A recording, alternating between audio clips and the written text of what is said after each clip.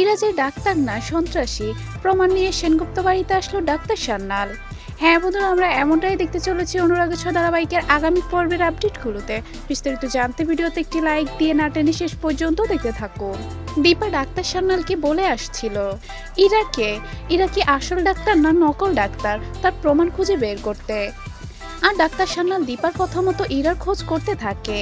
এদিকে সেনগুপ্ত বাড়িতে খবর নিয়ে আসে তবলা, আর তবলা দীপাকে জানায় ওই গাড়িটার খবর পেয়েছি। তখন দীপা বলে ওই গাড়িটার নাম্বার প্লেট ভুয়া ছিল, তাই না?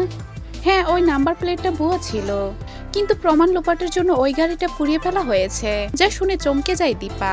আর দীপা বলতে থাকে আমি যা সন্দেহ করেছি তাই হলো। এরপর দীপা ইরার কাছে যায় আর ইরাকে বলে আমাকে কে মারতে চেয়েছিল তুমি কি জানো? যা শুনে ভয় পেয়ে যায় ইরা। আর ইরা আমতা আমতা করে বলে আমি কিভাবে জানবো দিদি, আমি অশিক্ষিত হয়েও বুঝতে পেরেছি, কিন্তু তুমি শিক্ষিত হয়েও বুঝতে পারছো না। এদিকে পালক এসে বলে দীপা তুমি কেন ইরাকে এসব কথা জিজ্ঞেস করছো?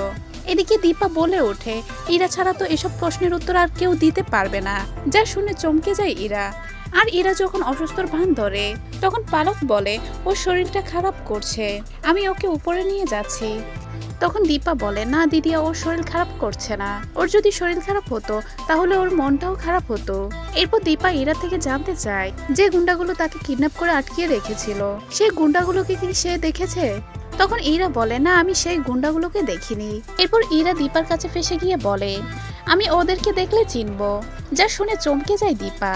আর দীপা ভাবতে থাকে ইরার একটা কথার সাথে অন্য কথা মিলছে না, আর ও কেন মিথ্যে কথা বলছে, আমাকে তা খুঁজে বের করতে হবে। অন্যদিকে ডাক্তার সান্যাল পুরনো 1 বছরের ডাক্তারি স্টুডেন্টের সব ফাইল চেক করে দেখে ইরার নাম কোথাও নেই। যা দেখে চমকে যায় ডাক্তার সান্যাল। আর ডাক্তার সান্যাল বুঝতে পারে ইরা কোনো ডাক্তার না, ইরা হয়তো নকল লাইসেন্স বানিয়ে ডাক্তারি করছে। এর পিছনে ইরার কোনো উদ্দেশ্য রয়েছে। এরপর ডাক্তার সান্যাল খোঁজ করতে করতে জানতে পারলো ইরা সন্ত্রাসী, আর ইরা উদ্দেশ্য নিয়ে সেনগুপ্ত বাড়িতে এসেছে।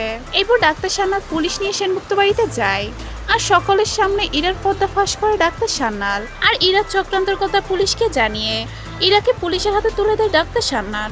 তো বন্ধুরা, তোমরা এমনটাই চাও তো এইভাবেই যেন ডাক্তার সান্যাল ইরার পর্দাফাঁস করে ইরাকে পুলিশের হাতে তুলে দেয়? এমনটা চাইলে কমেন্ট করে জানিয়ে দাও। আর পরবর্তী আপডেট পেতে আমাদের চ্যানেলটি সাবস্ক্রাইব করে পাশে থাকো। ধন্যবাদ।